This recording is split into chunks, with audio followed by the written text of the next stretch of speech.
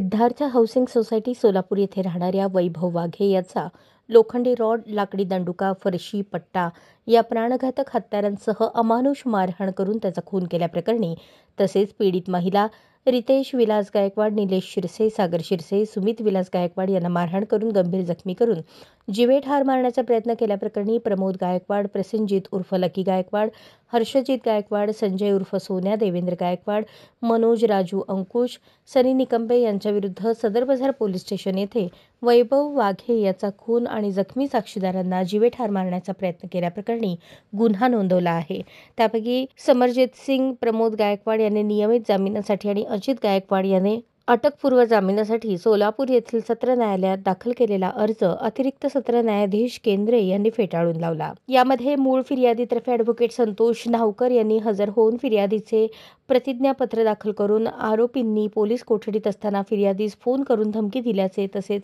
आरोपी विरुद्ध पूर्वी 3 गुन्हे दाखल असल्याचे न्यायालयाच्या निदर्शनास आणून दिले व आरोपींना जामीन देण्यास विरोध केला होता। सरकार पक्षातर्फे युक्तिवाद करताना